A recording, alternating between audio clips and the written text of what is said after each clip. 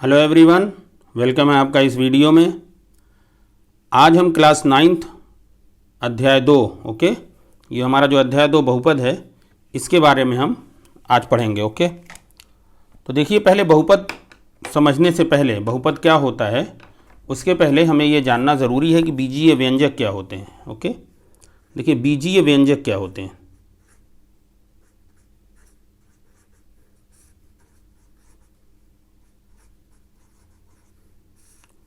ठीक है, बीजीय व्यंजक जैसे क्या है, जैसे मान लीजिए आपने लिखा 2x, आपने लिखा 3x, आपने लिखा 5x, आप लिख सकते हैं सपोज -3x, आपने लिखा -x, या आप लिख सकते हैं -1/3x, -1/2x। इस तरह की कोई भी टर्म आप लिख रहे हैं तो ये हमारा बीजीय व्यंजक कहलाएगा। ठीक है, -1/3x ये हमारा क्या कहलाएगा, बीजीय व्यंजक, जिसमें एक चर राशि हो। ठीक है, और ये जो गुणा होता है इसके साथ, ठीक है, ये हमारा अचर कहलाता है। मतलब x हमारा क्या होगा, जो यहाँ पे है ये हमारा चर कहलाएगा, और जो ये हमारा 2 है, 3 है, या जो जो नंबर्स हैं ये हमारे सब क्या कहलाएंगे, अचर कहलाएंगे। ओके, अचर क्या होता है कि इसको हम बदल नहीं सकते, इसका जो नंबर है वो सेम रहेगा।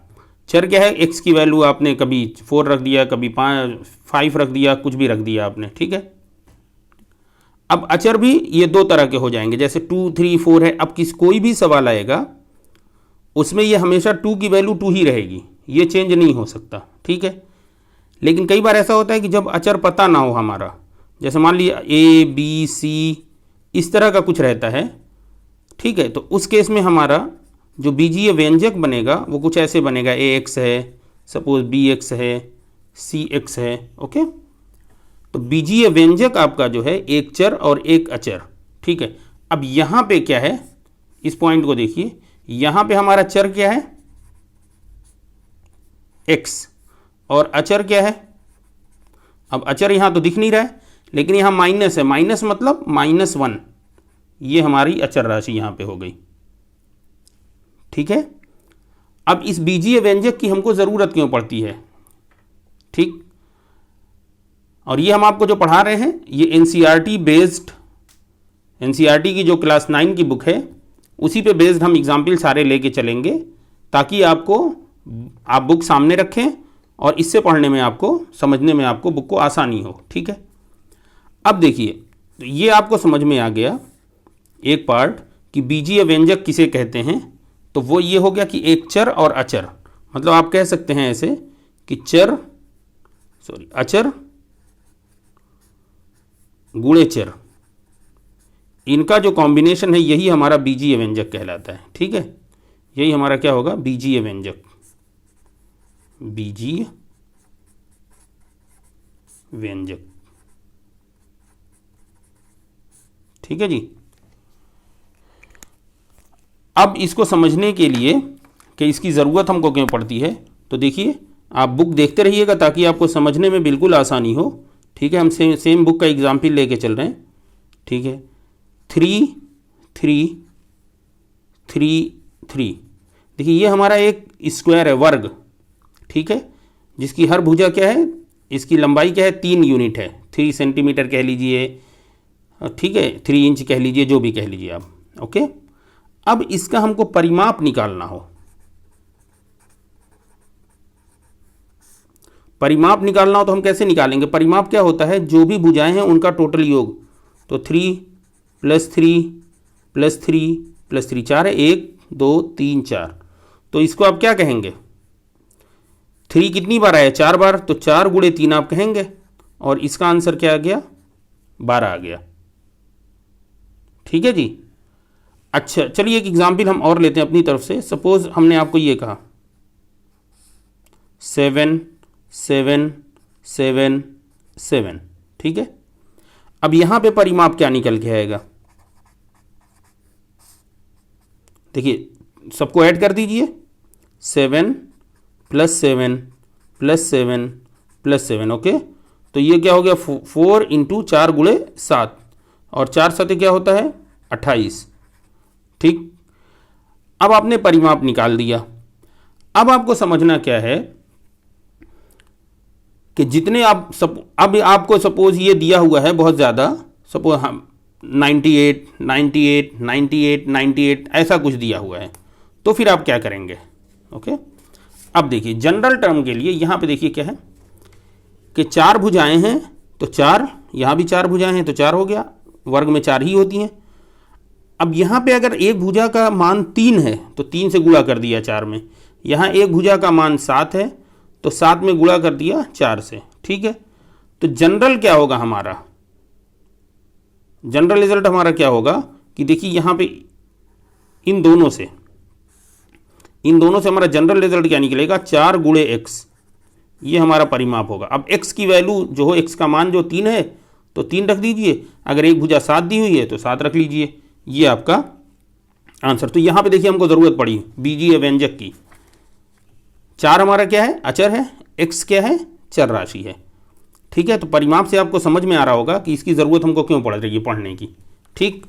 अब चलिए एक स्क्वायर वाले टर्म में चलते हैं, मतलब जहाँ क्षेत्रफल हमको निकालना है। तो देखिए आपके बुक में ये एग्जाम्पल है, एज इट इज़ लेके चलते हैं। जैसे ये 10 हो गया, ये भी 10 है, 10 और ये 10, ठीक। अब आपको क्षेत्रफल कह रहा है, बताओ क्षेत्रफल, ठीक है, क्षेत्रफल। तो क्षेत्रफल आप कैसे निकालेंगे? क्षेत्रफल देखिए किन्हीं 2 भुजाओं का गुणा होता है तो 10 गुणे 10, ठीक है। तो ये तो आपने निकाल लिया, ठीक है। अच्छा, इसी का परिमाप अगर फिर से हम यहाँ पे भी कहें, परिमाप निकालना हो तो क्या निकालेंगे आप, 10, 4 गुणे 10, तो ये हो गया 40 और यहाँ स्क्वायर हो गया 100, ठीक। अब यहाँ पे देखिए क्या हुआ, 4 गुणे 10 4x, x की जो भी वैल्यू, x यहाँ पे क्या है 10 है। यहाँ पे भी क्षेत्रफल आप कैसे निकालेंगे, तो अगर भुजा नहीं दी हुई है, x दी हुई है तो x इंटू एक्स, x गुणे x क्या हो जाएगी, x स्क्वायर। अब आपको अगर हमने ये दे दिया, हमने भुजा तो नहीं बताई कि क्या लंबाई होगी, लेकिन हमने कहा ये भुजा की जो लंबाई है वो x है, जो हमारा ये वर्ग बन रहा है, ठीक है। तो अब यहाँ पे क्षेत्रफल क्या निकालेंगे,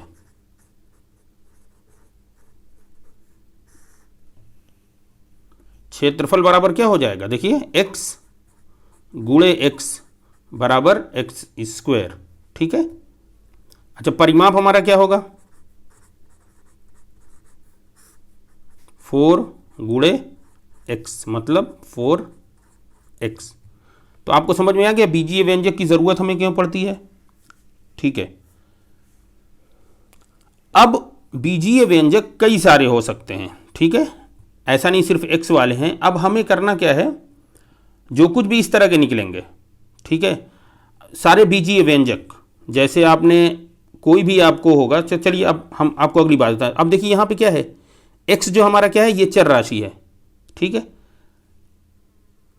चर मतलब क्या होगा, जिसमें आप अलग अलग मान रख सकें उसमें, ठीक है, उस वैल्यू पे। जैसे यहाँ पे आपने x की यहाँ पे 7 कह दिया, आपको कहीं मिल गया x की यहाँ पे ये 12 मिल गया, कहीं पे 20 मिल गया, ठीक है। तो ये सारे हमारे क्या कहलाएंगे, ठीक है। देखिए यहाँ पे हमने आपको समझाया चर राशि कि अचर और चर का गुणा, जहाँ पे अगर सपोज सिर्फ x होता है, चलिए यहाँ पे हम एक एग्जाम्पल और लेते हैं, सिर्फ अगर x हो गया तो उसको हम क्या कहेंगे, यहाँ पे हमारा चर क्या मिलेगा x और अचर क्या मिलेगा 1, कि x में ऑलरेडी 1 का गुणा है, ठीक है। x गुणे 1 करेंगे क्या होगा, x ही बचेगा, ठीक है।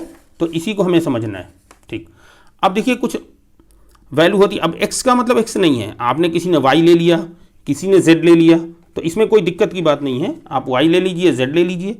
नॉर्मली हमारे जो चर होते हैं तो उनको हम x, y, z इस तरह से रिप्रेजेंट करते हैं, और जो हम अचर यूज़ करते हैं वो कुछ a, b, c, ये हमारे अचर होते हैं, ठीक है। तो ऐसे हमें करना है। अब चलिए हम अगला स्टेप लेके चलते हैं, आगे हम आपको समझाते हैं। कितना हो गया टाइम, वीडियो लंबी ना हो इसका भी ध्यान रखना है।